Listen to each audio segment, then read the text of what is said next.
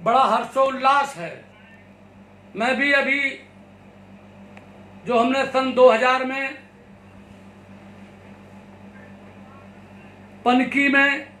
Panki railway station के पास कानपुर विकास प्राधिकरण का अहिल्याबाई होलकर नगर बनवाया था,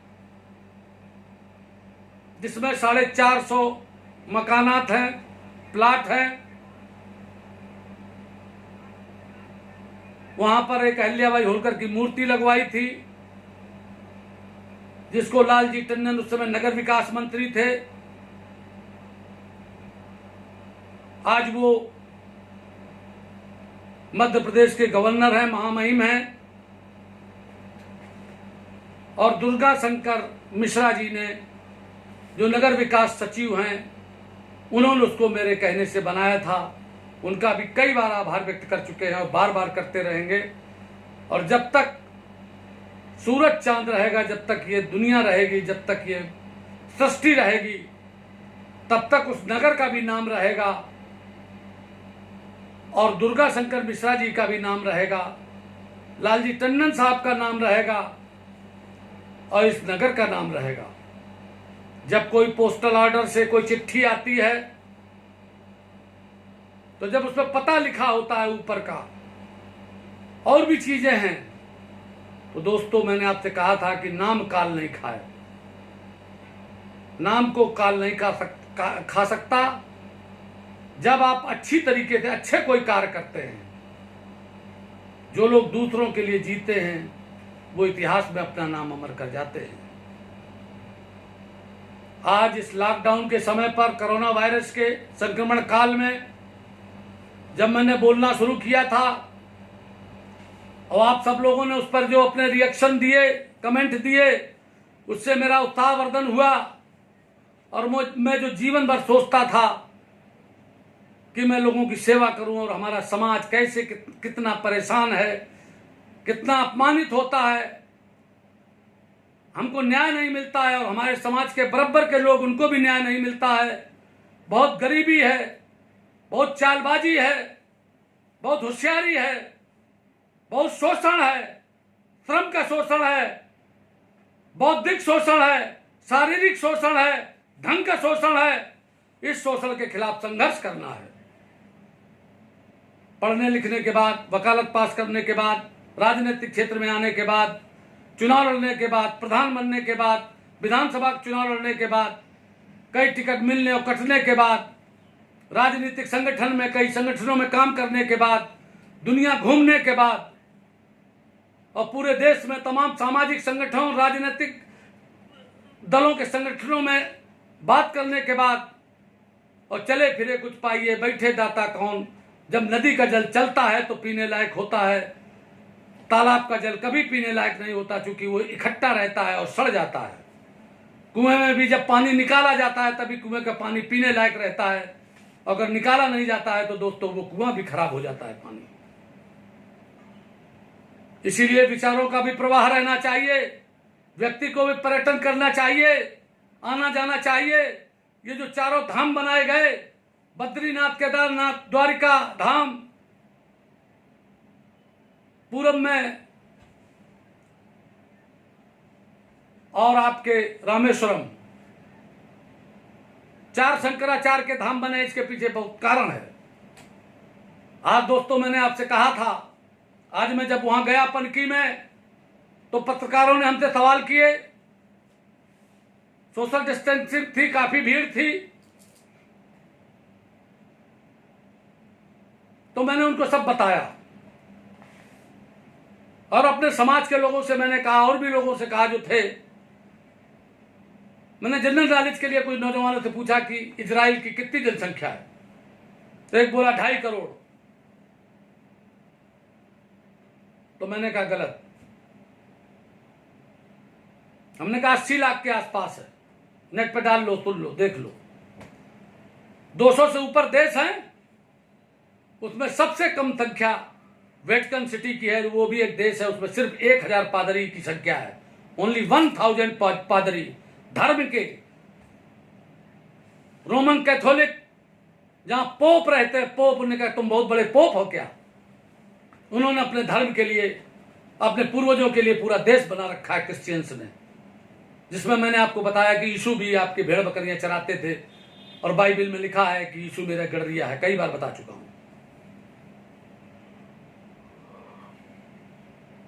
दोस्तों, मैंने उनसे कहा कि इजराइल से जब यहूदियों का राज्य चला गया,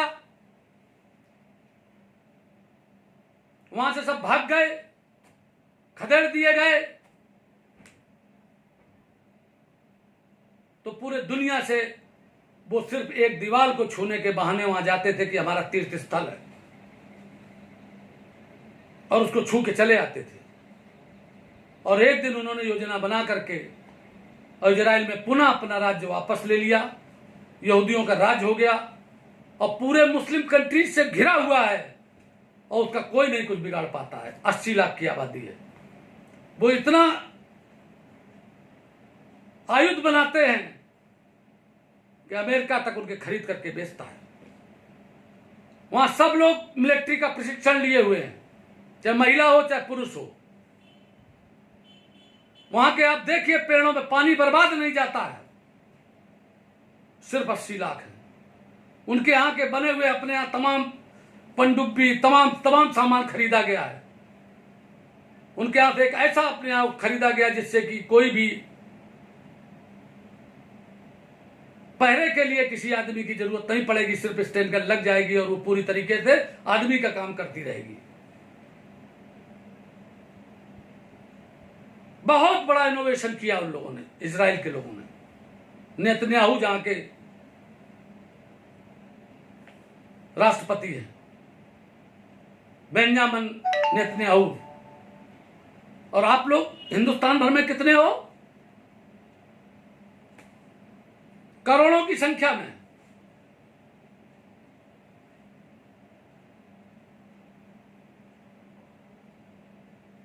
दोस्तों, जब एक आदमी बुद्धिमान होता है,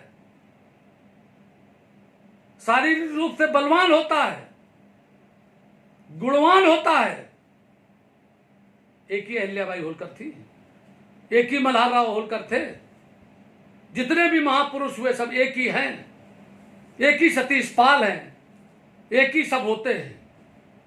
लेकिन जब वो तमाम संगठन कोई बना करके और तमाम लोगों का भला कर जाते हैं, अपना घर बनाने के बजाय, अपना घर भरने के बजाय, अपने स्वार्थ के बजाय, रहते तो सब है घर में। रानी अहिल्याबाई होलकर ने अहिल्या महल बनाया, किले बनाए, मंदिर बनवाए, कुआं बनवाए, तालाब बनवाए, और पूरे देश में बनवाए, कोने कोने में बनवाए, हर तीर्थ स्थल पे बनवाए। भारतवर्ष का कोई तीर्थ स्थल ऐसा नहीं है जहां अहिल्याबाई होलकर का नाम ना हो। हाँ, इसीलिए हम सब आज उनकी पुण्यतिथि मना रहे हैं। इन पर कोई डॉक्यूमेंट्री फिल्में बनी होंगी, आगे इन पर भी बनेगी, क्योंकि सिनेमा में पिक्चर बनाने वाले लोगों को कोई चटपटी चीज चाहिए। आपने देखा होगा रानी पद्मावती पर पिक्चर उन्होंने बनाई। पद्मावती जी को जौहर करने के लिए बाध्य होना पड़ा कि उस समय के जो मुस्लिम आक्रांता थे उन लोगों ने उन पर गलत नजर डाली थी, लेकिन वो स्वयं में लड़ने वाली नहीं थी, या जो भी रहा हो। और सिनेमा वालों को तो ज्यादातर पिक्चरें वही उन्हें शूट करती है जिसमें इलू इलू जरूर हो। रानी अहिल्याबाई होलकर चूंकि शुद्ध धार्मिक, तो इन पर तो सीरियल बनना चाहिए, और कोई धार्मिक सीरियल जिस समय पर रामायण, महाभारत, श्री कृष्णा, परमावतार, विष्णु पुराण, उपनिषद गंगा, जोधा अकबर, इस प्रकार के जब इनसे उनका हो जाएगा, जब इनको लगेगा इसमें भी पैसा मिलेगा या इस बिरादरी का कोई आदमी आगे जाएगा, तो इन पर भी एक सीरियल बनेगा, पिक्चर बनेगी। तो आज मैंने आपसे कहा था कि आज के लिए कहा था आपसे कि मैं 31 मई तक बोलूंगा, लॉकडाउन उस दिन समाप्त हो जाएगा। ऊपर वाले ने मेरी लाज रखी, लॉकडाउन समाप्त हो गया। अब आगे जो चला है उसका नाम दिया गया है दोस्तों अनलॉकडाउन, माने खुला हुआ लॉकडाउन। उसका फेज 1, 2, 3, 4 तक चलेगा और ये अक्टूबर नवंबर तक चलेगा। लेकिन इसी के साथ हम सबको जीना पड़ेगा और उसके साथ जीने के लिए दोस्तों आपको बहुत सावधानी बरतनी पड़ेगी। जितने लोग भी बाहरी हों, जिनको जानते ना हो और भी बाहरी आए हों, उनसे 2 गज की दूरी बना करके रखो। अंगूठे से अपना मुंह ढक लो, हाथ हरदम धोते रहो, डरो नहीं कतई। ये कोरोना वायरस परिवर्तन लाने के लिए आया है। तमाम चीजें हैं। जब प्राकृतिक आपदा आएगी,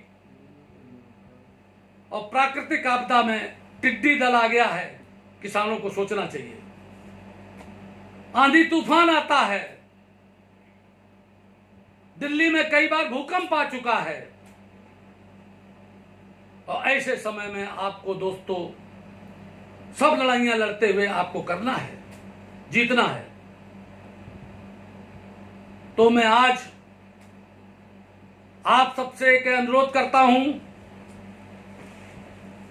कि 31 मई को लॉकडाउन की भी समाप्ति है आज, और मैं भी 2 महीने से लगातार आपके बीच बोल रहा हूं। कल मैंने बताया था 54 वो निकल आए थे और आज ये 6 निकले हैं।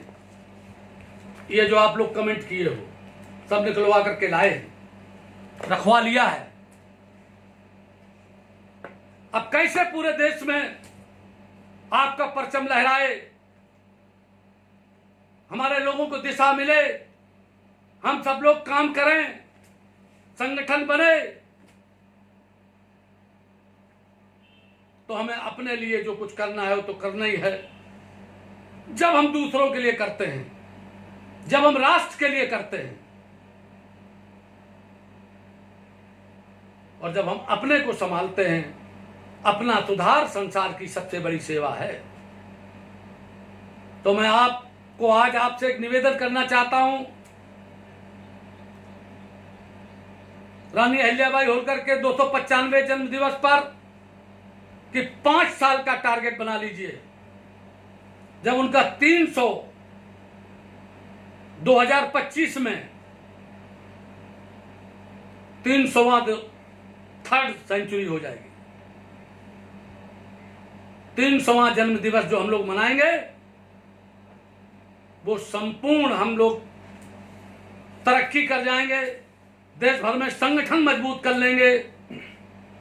तो मैं आज के दिन आपको एक ही निवेदन आप सबसे करता हूं कि जो जो मुझे सुन रहे हैं वो अपने अंदर से बुराइयों का परित्याग कर दें। बुराई नंबर 1 नशा, बुराई नंबर 2 जुआ, बुराई नंबर 3 झगड़ा, बुराई नंबर 4 ईर्ष्या, बुराई नंबर 5 किसी की निंदा, बुराई नंबर 6 किसी की चुगली, बुराई नंबर 7 दूसरे की टांग घसीटना, बुराई नंबर 8 धोखा देना, बुराई नंबर 9 एहसान न मानना, बुराई नंबर 10 भयभीत होना। इन सबको आप अपने अंदर से आज रानी अहिल्याबाई होलकर के जन्म दिवस पर उनसे प्रेरणा लेते हुए इन सारी चीजों को निकाल करके फेंक दो। हिचकिचाहट, सकचाहट, घबराहट, इनको फेंक दो। अपनी जाति का नाम जब किसी को बताओ तो गडरिया बताओ, और दिन में 10-20 बार गडरिया जरूर कहो। जब नाम का अब तो आप लोग को गडरिया कहा, को गरड़िया कहा, को कहीं नहीं पावत। अरे दोस्तों, पेड़ की अगर जड़ी काट दोगे, जड़ काट दोगे, जब पीपल का पेड़ कोई गिराता है आज की तारीख में तो काटता नहीं, फिर उसमें तेजाब डाल देता है, कोई दवा डाल देता है, जड़ में अपने आप सूख जाता है। इसी तरीके से हमारे दुश्मनों ने गडरिया जात के जड़ में हीन भावना रूपी तेजाब डाल दिया। उसी से कोई बघेल, कोई धनगर, वो ठीक बात है। ये सरनेम लिखिए। अगर मुझे भी लिखना होता और मैं उस समय पर डिसाइड कर रहा होता तो मैं नीखर हूं, लेकिन मैं लिखता धनगर सबको। धनगर 4 शब्द, ये सबसे अच्छा लगता है कहने में। इसमें हीन भावना भी नहीं है और किसी की नकल भी नहीं है। लेकिन हम राजा महाराजा महारानी जी के हम वंशज हैं। हम आरक्षण मांगने के लिए उसमें नहीं है।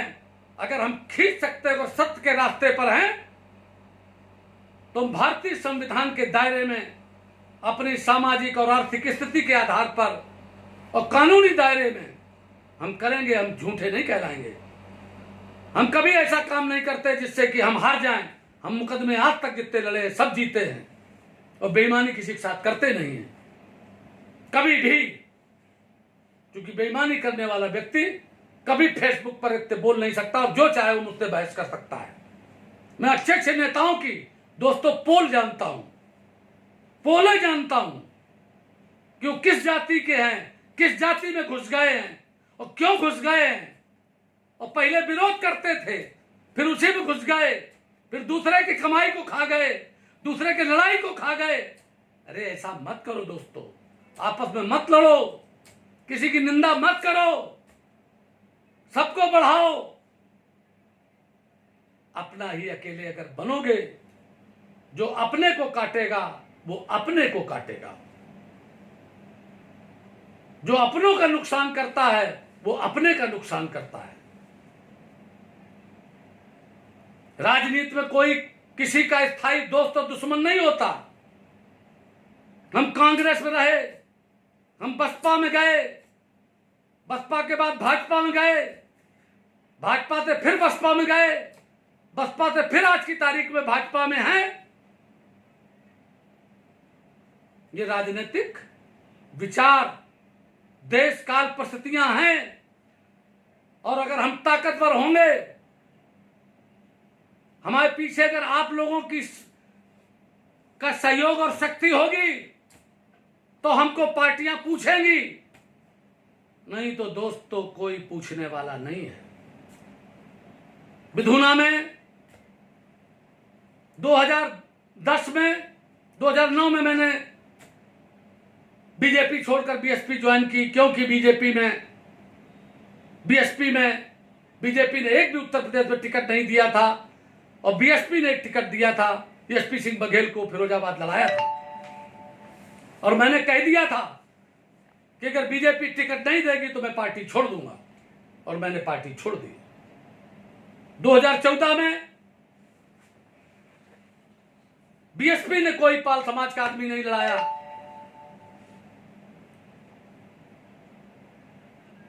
और बीजेपी ने लड़ाया था एसपी सिंह बघेल को। मैंने दल तो उस समय नहीं छोड़ा, लेकिन हमको नसीमुद्दीन ने बुलाया था। मैंने कहा मैं वोट मांगने तुम्हारे यहां नहीं आऊंगा। क्या कह करके वोट मांगूंगा?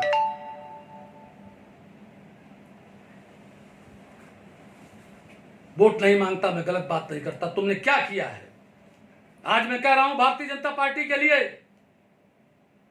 जब मैंने अब की बार भारतीय जनता पार्टी ज्वाइन की तो मैंने कहा था, मैं तुम्हारे प्रदेश अध्यक्ष थे, कि तुमने एक भी गडरिया को टिकट नहीं दिया। तो बोले मैंने दिया तो है आगरा में। हमने कहा वो शेड्यूल कास्ट सीट है, वो गडरिया की सीट नहीं है। वो धनगर के नाम पर है। गडरिया को टिकट आपने उत्तर प्रदेश में नहीं दिया है, लेकिन हमारे सामने मजबूरी है कि आज हम तुम्हारे यहां ज्वाइन कर गए हैं और दो ही दल हैं, सपा और भाजपा, इसलिए मैं गद्दारी नहीं करूंगा, आपके कैंडिडेट को जिता दूंगा, मुझे आपसे चाहिए कुछ नहीं। और इतना कह करके चलने लगे तो वो मुझसे कहले रुको रुको सतीश जी, वो मुझे जानते हैं बहुत अच्छी तरीके से। उनको भी जिताने के लिए मैं 2007 में गया था, विधानसभा का चुनाव लड़ रहे थे, हम भी लड़ रहे थे, वो भी लड़ रहे थे, और वो हारे थे, मुझसे कम वोट पाए थे उन्होंने। मैं बहुत वैसी बात कर रहा हूं आपसे दोस्तों, खुद ही को कर बुलंद इतना हर तकदीर से पहले खुदा खुद बंदे से पूछे बता तेरी रजा क्या है। आज अगर हिंदुस्तान भर का गडरिया अगर उठ करके खड़ा हो जाए कि हम सतीश पाल के साथ हैं, हम गडरिया सब एक हैं, हम धनगर, नीखर, गद्दी, कुरबा, भारवाड़, ये अन्य जितनी भी लिखी जाती गाडरी, ये सब एक और सब एक है और सब में एकता है, सबके अंदर बहुत जबरदस्त तरीके से भावना है। लेकिन जो नेतृत्व करने वाला कोई नहीं मैं जानता हूं। लेकिन ये दोस्तों, ये लिख लीजिए कि ये कोरोना वायरस भारत के लिए, सौभाग्यशाली भारत के लिए, भारत को बहुत अच्छे उस पर ले जाएगा, ऊंचाई पर 2025 में, और उस समय गडरिया भी बहुत ऊंचाई पर जाएगा, क्योंकि ये साइकिल सिस्टम है। जो तीली ऊपर जाती है उसको नीचे जाना ही पड़ता है, और जो नीचे जाती है ये काल चक्र है, गोल होता है, धरती गोल है। अमेरिका बहुत ऊंचाई पे था, इसको नीचे जाना पड़ेगा, भारत ऊपर जाएगा, चाइना बीच में पिस जाएगा, लेकिन ये दोस्तों बनेगा तुम्हारे द्वारा। जिस देश का नागरिक बुद्धिमान होता है, नागरिकों से दो देश होता है, बहुत सरकार ने प्रयास किया है। मेरे दिमाग में तो एक बात आती है कि देश की आबादी 135 करोड़ है, 100 करोड़ और 35 करोड़, आबादी माने जनसंख्या, मतदाता कितने होंगे छोड़िए, 20 लाख करोड़ का वो दे दिया गया पैकेज। हम कह रहे 135 करोड़ है, 40 करोड़ है, 30 करोड़ है, 130 करोड़ है, तो 130 करोड़ से खाता खुलवा के और सबके खाते में 1-1 करोड़ रुपया डाल दो, सब पैसे वाले हो गए, सब करोड़पति हो गए। ये 20 लाख करोड़, लेकिन भैया सरकार है, मैं तो सरकार में बैठा नहीं हूं, लेकिन मंत्री तो रहा हूं।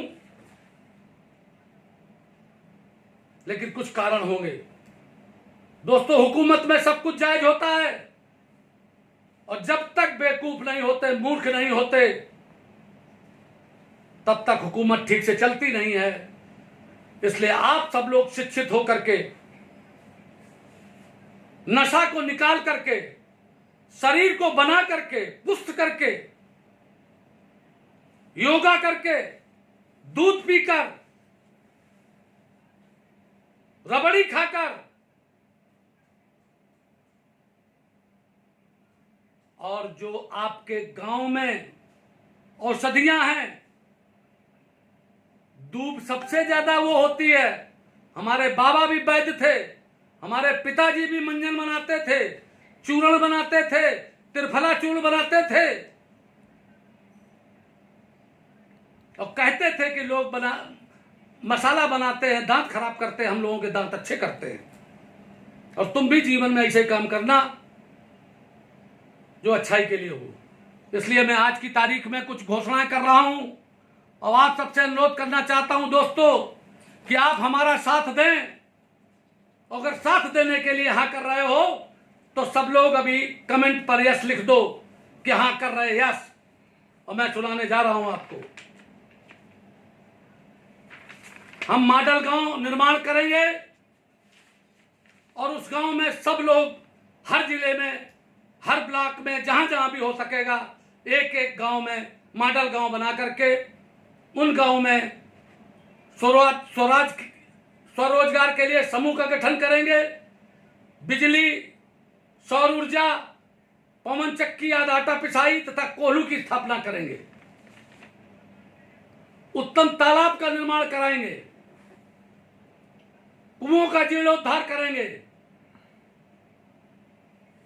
और कुटीर उद्योग के और छोटे उसमें बकरी पालन, भैंस गाय पालन, दूध का काम, कुक्कुट पालन, पोल्ट्री फार्म, डेयरी का निर्माण, और अगर तालाब और गड्ढा कोई जगह हो तो उसमें मछली पालन भी करिए। कुश्ती के लिए एक वो जरूर बनाइए जिसमें लड़कों को लड़वाइए, जिससे स्वास्थ्य बनाने के लिए कंपटीशन पैदा हो, मसाला और सिगरेट के लिए नहीं।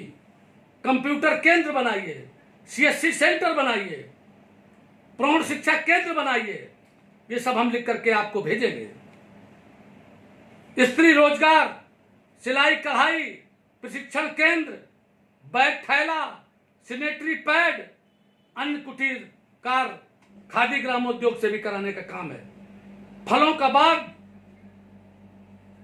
और बगीचा लगाइए, पेड़ लगाइए, छायादार वृक्षों को लगाइए। और इन सब कामों के लिए एक संगठन की भी जरूरत पड़ेगी। इसलिए राष्ट्रीय स्तर पर एक पाल महासभा का रजिस्ट्रेशन कराया जाएगा। इस पर हमारी सब बात हो गई है, नाम भी डिसाइड हो गया है। मैं 8 जून को, चूंकि अनलॉक डाउन का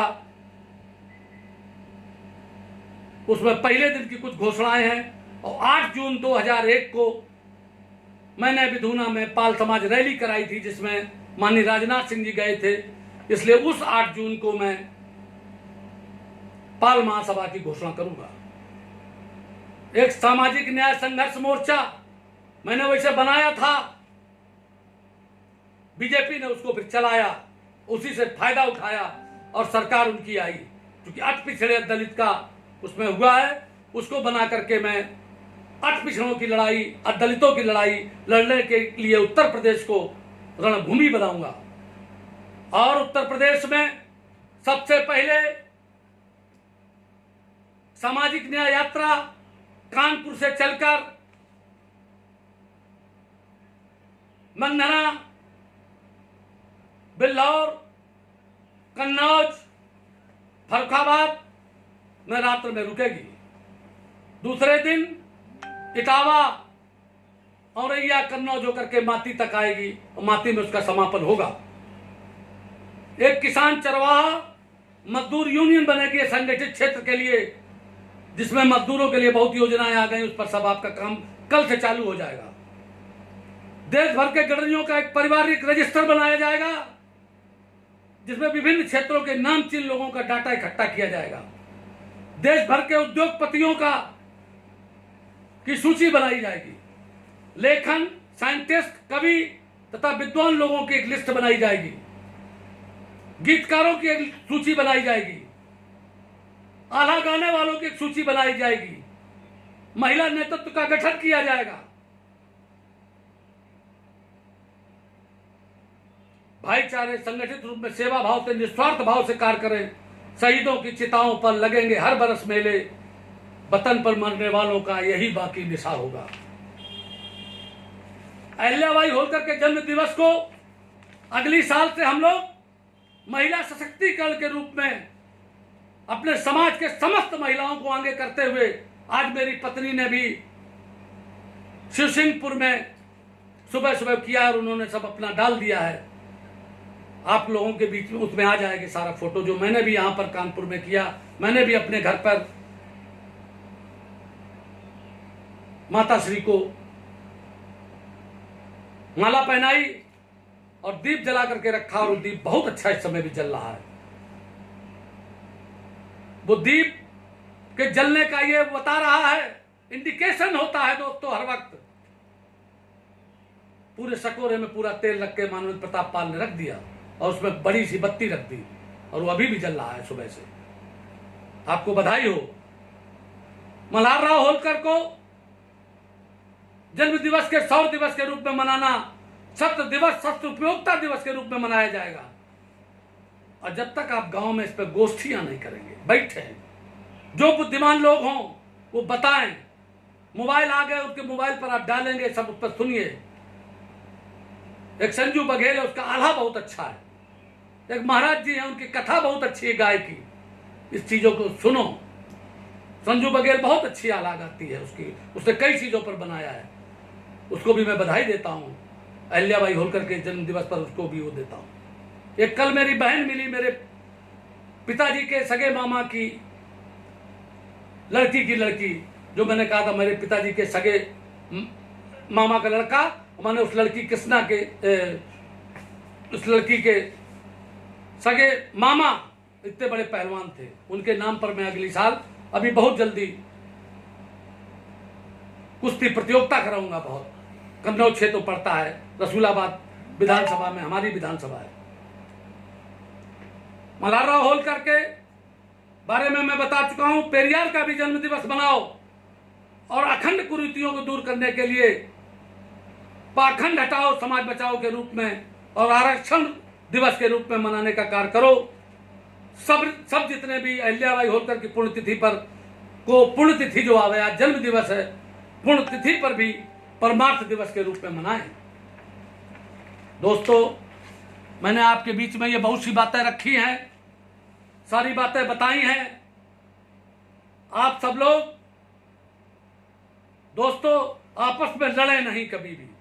यदि कोई लड़ाई हो जाए तो मुझे मेरा निवेदन है बड़े बुजुर्गों से, ताकतवर लोगों से, कि घड़ी में उनका गांव में ही बैठ के उनकी पंचायत करा दो। मैं 2 बार प्रधान रहा हूं निर्विरोध। मैंने सबकी पंचायत करा करके सारे के सारे केस खत्म करा दिए थे। मैं कहता हूं कि जब किसी पर गर्दिश आती है तो 5 लोगों की बनी आती है, नेता, वकील, डॉक्टर, पुलिस और पंडित। नेता, वकील, डॉक्टर, पुलिस और पंडित। क्योंकि जब लड़ेगा आदमी तो ये सब लोग अपना दलाली करेंगे, पैसा खाएंगे, सब लेंगे और पंडित जी आखिरी में बताएंगे तुम्हारा शनि बहुत खराब चल रहा है, इसको तुम शांत करा लो। तो दोस्तों, आपको बहुत बहुत बधाई हो मातेश्वरी के जन्मदिन की। और ईश्वर से मैं प्रार्थना करता हूं कि हे प्रभु, हम लोगों को इतनी सामर्थ्य दो, सद्बुद्धि दो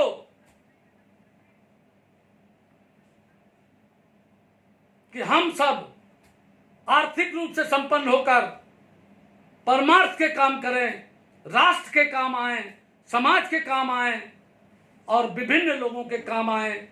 और पंचायत के चुनाव में और हर चुनाव में सबको ले जा करके, सबको समाहित करके और विजयश्री प्राप्त करें और लोगों की सेवा करें। यही बात कहते हुए मैं सारे के सारे हिंदुस्तान के लोगों को और विदेश में जो सुन रहे हैं उन सबको और हर जात के लोगों को, सबको, बहुत जातियों के लोग मेरे पास, उनका आया, उस्मानपुर के एक लड़के का आया मेरे पास फोन कि उसमें निकाला विज्ञापन। राजेंद्र सिंह चौहान का आया कि मेरी तरफ से भी है। और आनंद त्रिपाठी का डोड़ापुर से आया कि हम सब लोग भी, ब्राह्मण लोग भी तब मना रहे हैं। विधुना क्षेत्र में बहुत मनाया गया, कन्नौज क्षेत्र में बहुत मनाया गया। चारों तरफ जहां जहां मेरी आवाज गई और जा रही, और जहां जहां लोगों ने, सबने पूरे देश में आह्वान किया है और सब लोग इसके लिए बहुत बहुत बधाई के पात्र हैं कि इस बार सब लोगों ने बहुत चढ़ करके जो अपने पूर्वज और अपनी माँ का यशोगान किया। आपके ऊपर माँ की कृपा रहेगी और ईश्वर की कृपा रहेगी और आप सब लोग तरक्की करोगे। अगली साल और 5 साल के बाद आपका संपूर्ण विकास हो जाएगा। बस आप लोग नशा छोड़ दें। और नशा छोड़ने का एक ही तरीका है कि ये कह दे कि मैं मरना पसंद करूंगा लेकिन नशा नहीं करूंगा। तंबाकू की डिबिया तुम जेब में डाले हो, तुम्हें तंबाकू जेब में नहीं डाले है। नशा तुम पकड़े हो, तुमको नशा नहीं पकड़े है। मैंने सब कुछ किया है, इसलिए तुमको तजुर्बे के आधार पर बताता हूं। दोस्तों, अच्छा खाओ, अच्छा पहनो, अच्छा बोलो और कोई दुर्गुण मत रखो। आप समाज में सबसे आगे हो जाएंगे जिस दिन तुम्हारे पास नशा नहीं रहेगा। क्योंकि दूसरी जातियां सब नशेड़ी हो रही हैं। यही बात कहते हुए अपनी वाणी को विराम देता हूं। बहुत बहुत बधाई देता हूं। जय हिंद, जय भारत।